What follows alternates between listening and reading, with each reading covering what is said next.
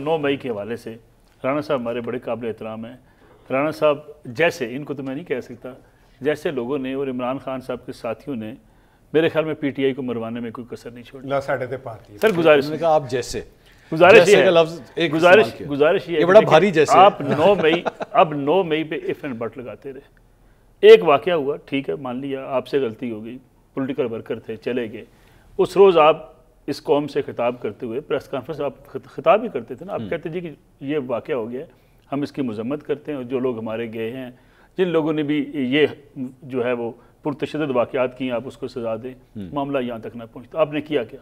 आपने कहा जी false flag operation है, पहले ये कहा था। आपने कहा नहीं जी इनके अपने लोग थे, सीसीटीवी फुटेज दें। फिर आपने कहा सर, फिर आपने कहा आपके अपने लोग हैं। फिर कहा जी पुलिस उस दिन कहाँ थी, फिर उस दिन कहा जी जानबूझ के प्लान किया गया, लंदन में प्लान बनाया गया, 9 मई करवाया गया, यानी मियां नवाज शरीफ एंड कंपनी ने बैठ कर लंदन में प्लान किया और 9 मई करवा दिया गया।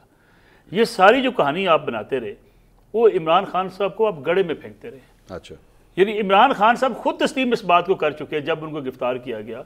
बल्कि थोड़ी सी अगर कहानी पीछे ले जाए, आपको पूरी पिक्चर 9 मई की नजर। लेकिन मैं यहाँ पे अगर मैंने ना इंटरसेप्ट किया तो गलत नाइंसाफी होगी। उमर की बात को मैं कैरी करना चाहूंगा। उन्होंने कहा यार सज़ाएं पहले भी हो चुकी हैं। नहीं, आप ये जो कह रहे हैं ना अभी और भी सज़ाएं होंगी, होती रहे सज़ाएं। उमर की सज़ा को मैं आपको जवाब देता हूँ।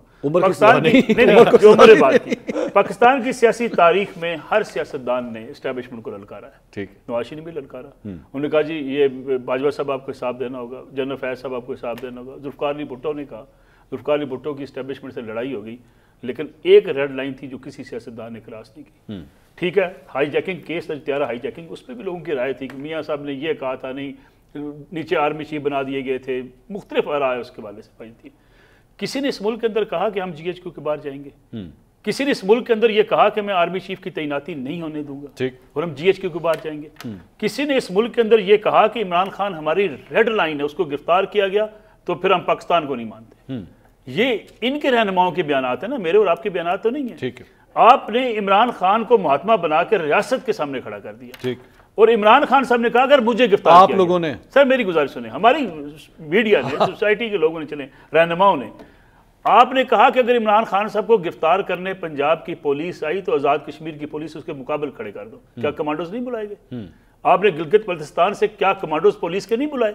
या जमान पार्क में आपने खड़े कर दिए, कोई अगर नोटिस सर्व करने आए तो बंदूकें तान लो उनके ऊपर, गाड़ियां जला दी। आपने रियासत के खिलाफ बकायदा एक बगावत की। एक शख्स के खिलाफ मुकदमा, क्या भुट्टो साहब के खिलाफ मुकदमे नहीं बने? क्या नवाज शरीफ के खिलाफ मुकदमे नहीं बने? गिरफ्तार करने पुलिस आई, लोग गिरफ्तार हुए। ठीक, सारे लोग गिरफ्तारियां देते रहे। वाहिद एक शख्स को बनाने की कोशिश की गई, नहीं वो उसको हाथ नहीं लगाया जा सकता, उसको गिरफ्तार ही नहीं किया जा सकता। भाई वो ऊपर से गिरे हुए, झूठा मुकदमा सही है, अदालत में जाके पता चल जाएगा। आपने रियासत के सामने एक बंदे को ऐसा खड़ा करने की कोशिश की, पूरा बयानिया बना दिया गया कि जनाब फौज जो है इस रास्ते में रुकावट है।